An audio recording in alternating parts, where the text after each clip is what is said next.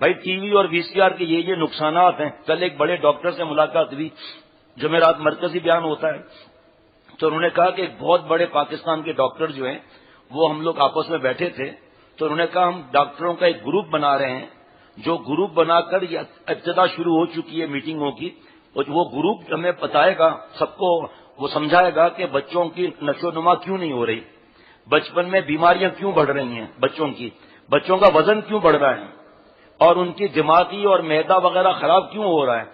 تو ڈاکٹر نے مجھے بتایا، تو میں نے کہا بھائی میں آپ کو بتا دیتا ہوں، پتہ نہیں صحیح ہے یا غلط ہے.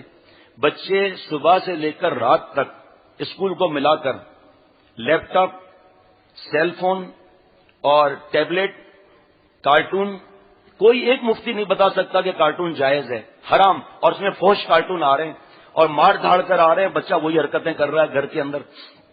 کارٹون، ویڈیو گیم، گھنٹوں گھنٹوں گھنٹوں گھنٹوں ساری رات. شاہجہانیہ تیسری دفعہ سو رہا ہے تو بھائی ہاں معاف تو کر دیا، لیکن یہ سونے کی جگہ نہیں ہے. تو گھنٹوں گھنٹوں ذرا بچے نے کہا لے بیٹا یہ موبائل لے لے، ذرا بچہ رویا، لے بیٹا ہمیں ہماری جان چھوڑ، ہمیں لڑکیوں سے بات کرنے دے، ہمیں ان کے ساتھ چائے پینے دے، ہمیں گندی فلم دیکھنے دے، تو یہ لے لے، تو اپنے کمرے میں جا کر یہ کر. پھر ہمارے پاس فون آ رہا ہے کسی عورت کا، کوئی مرد چلا آ رہا ہے کہ بچے نے گالی دی مجھے، بچے نے باپ پر ہاتھ اٹھایا، ماں پر ہاتھ اٹھایا، ماں باپ کو فحش گالیاں دی. تو بھائی آپ نے تو ان کو خراب کیا ہے، آپ نے کیسے اسکول میں داخل کرایا ہے جہاں ماڈرن سے ماڈرن بنایا جائے. مجھے کتنے نوجوان ملتے ہیں کہ یہ دین کی باتیں عجیب سن رہے ہیں، ہمیں اب تک کیوں نہیں پتا چلا. میں نے کہا آپ خود جواب دو. آپ کو اسکول، میٹرک تک اسکول، کے جی، کنڈر گارڈن، پھر کالج، پھر یونیورسٹی، پھر ایم بی اے، پھر ایم بی بی ایس، کہیں پر دین پڑھایا؟ کہیں اللہ اور حضور صلی اللہ علیہ وسلم کی بات سنائی گئی؟ نہیں. تو اب آپ کو عجیب لگ رہا ہے نا. وہاں پر تو صرف بدماشی، بے حیائی، اریانی، فحاشی، زنا سکھایا جاتا ہے کہ لڑکے اور لڑکیاں ساتھ میں رہیں، اور ان کے جب گروپ بنائے جائیں تو 2 لڑکوں میں 8 لڑکیاں ہونی چاہیے. ظاہری بات ہے مرو گے نہیں تو کیا کریں گے ہم لوگ پھر. تو میرے پیارے دوستوں اور ساتھیوں، حضرت والا ان کو میں نے بتایا، میں نے کہا بھائی جب وہ سارا وقت بیٹھے رہیں گے تو وزن تو بڑھے گا. اور یہ جو ابھی ہم کھانا کھا رہے ہیں تو میرے ہاتھ میں گھی لگا ہوا ہے. کہاں؟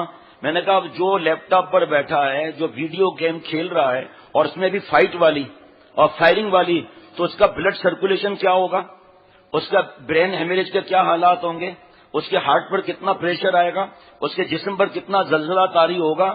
تو جس کے دونوں ہاتھ مصروف ہیں یا ایک ہاتھ مصروف ہے وہ یہ کھانا کھائے گا، تیل والا اور چاول کھائے گا؟ وہ کیا کرے گا؟ فرینچ فرائز لے آؤ، پتہ نہیں میں صحیح کہہ رہا ہوں یا غلط کہہ رہا ہوں، برگر لے آؤ، برگر کا ایک لقمہ لیا اور وہ پیا. ورزش کہاں ہوئی؟ چہل قدمی کہاں ہوئی؟ آنکھوں پر کتنا لوڈ پڑا اتنے گھنٹے تک ویڈیو گیم کا، پھر کارٹون کا، پھر فیس بک پر، پھر یوٹیوب. چھوٹے چھوٹے معصوم بچے اور بچیاں گندی گندی فلمیں دیکھ رہے ہیں، گندے گندے کارٹون دیکھ رہے ہیں.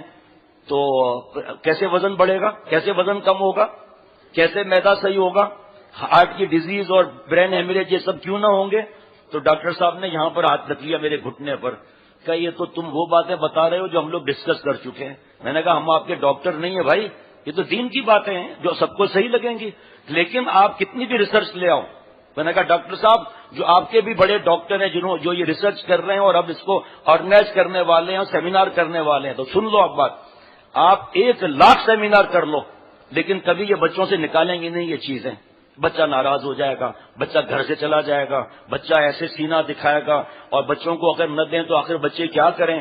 یہ جو دین کی بات سمجھ میں نہیں آتی، آپ کی ریسرچ کیا سمجھ میں آئے گی؟ دین کی باتیں جس کو قرآن اور حدیث پاک کی بات سمجھ میں نہ آئے. حضرت تھانوی رحمۃ اللہ علیہ فرماتے تھے بچوں کی ہر ضد پوری مت کرو. جس کو اللہ اور نبی صلی اللہ تعالی وسلم نے گناہ فرما دیا اس میں آپ کے بچے کو راحت کیسے ملے گی؟ اور پھر ایک واقعہ لکھا کہ ایک آدمی، ماں باپ تھے، وہ ہر بات بچے کی مانتے تھے، جائز ناجائز، اور ذرا باتیں وہ ضد کرتا تھا، اچھا بیٹا رو نہیں، یہ لو یہ لے لو، فلمیں وغیرہ سب. ایک دن بچے نے کہا ابا یہ چاند نظر آ رہا ہے، اس کو چھپاؤ.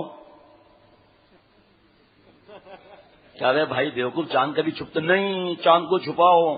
اب وہ کیونکہ عادت بری ہو چکی، چاند چھپاؤ. حضرت تھانوی رحمۃ اللہ علیہ فرمایا چاند کو چھپاؤ، چاند کو چھپاؤ، چاند کو چھپاؤ. آخر ابا کو صرف 3 عدد تماچے مارنے پڑے. اب پہلے سے ہم تربیت کیوں نہیں کرتے؟ جو اپنے پہلے بیٹا ہو یا بیٹی ہو، جو اس کی تربیت پہ جان کھپا لے گا، اگلی جو اولاد آئے گی اس کی پرورش میں 25% بھی محنت نہیں کرنی پڑے گی. وجہ دیکھو کتنی مزیدار ہے. ہر بچہ نقل کرتا ہے یا نقل نہیں کرتا؟ اب جب پہلے بیٹے یا بیٹی پر ہم نے محنت کر لی، اب یہ جو بچہ اب جو آئے گا وہ تو اس کی نقل کرے گا نا. تو آپ کا تو محنت 75% تو ختم ہو گئی.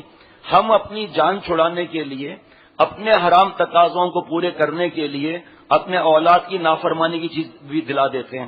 کارٹون پر بیٹھے ہوئے ہیں، رات رات بھر بیٹھے ہوئے ہیں، اور صبح اسکول میں رپورٹ آ رہی ہے کہ سو رہا ہے، مدرسے میں سو رہا ہے، اب اس کو مار رہے ہیں، اللہ معاف فرمائے.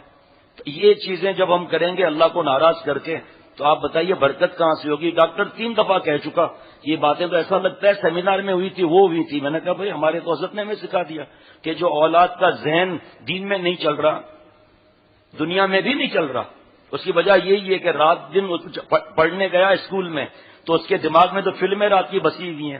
رات کو جس پارٹی میں گئے جہاں ناچ گانا تھا، جہاں پر بے پردہ عورتیں گندے کپڑے پہنی ہوئی ہیں، اس کے دماغ میں نیند بھری ہوئی ہے اور اس کے دماغ میں یہ چیزیں بھری ہوئی ہیں، پھر کیسے معاملہ حل ہوگا؟